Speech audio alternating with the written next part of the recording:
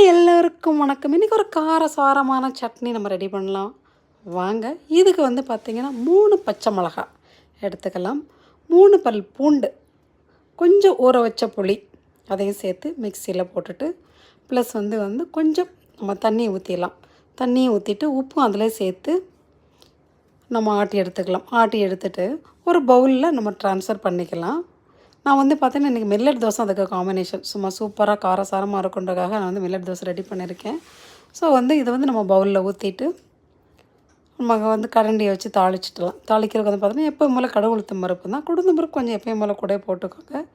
நல்லா வந்து பொரிஞ்ச உடனே கருவேப்பிலையை போட்டுட்டு சட்னியில் மிக்ஸ் பண்ணலாம் பாருங்கள். மிக்ஸ் பண்ணிவிட்டு வந்து இந்த மில்லட் தோசை சொன்னேன். இது வந்து மில்லட் தோசைன்னு பார்த்திங்கன்னா ரொம்ப மற்ற இதெல்லாம் கிடையாது. கம்பு, கேப்பை, சோளம் இது 3 சேர்ந்து அரைச்ச மாவு தான் பாருங்கள். சும்மா அருமையாக டேஸ்ட்டாக இருக்கும் பாருங்கள். நான் சொன்ன மாதிரி இந்த சட்னியில் வந்து உப்பு, புளி, காரம் சொல்லுவோம் இல்லையா, ஸோ எல்லாமே இருக்குது பாருங்கள். ஹெல்த்துக்கும் ரொம்பவே நல்லது தான் பாருங்கள். வேறு எதுவும் நம்ம நிறைய எக்ஸ்ட்ரா தேவையில்லை. சும்மா சாரமாக வந்து காரம் விரும்புகிறவங்களுக்கு அருமையாக இருக்கும் பாருங்கள்.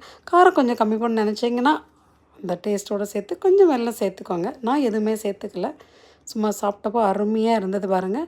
நீங்களும் கண்டிப்பாக ட்ரை பண்ணி பாருங்கள். இது வந்து பார்த்திங்கன்னா நமக்கு ஈஸியாக வந்து ரெடி பண்ணிடலாம். வித்தின் 5 மினிட்ஸ், உண்மையில் 5 நிமிஷம் தான் பாருங்கள்.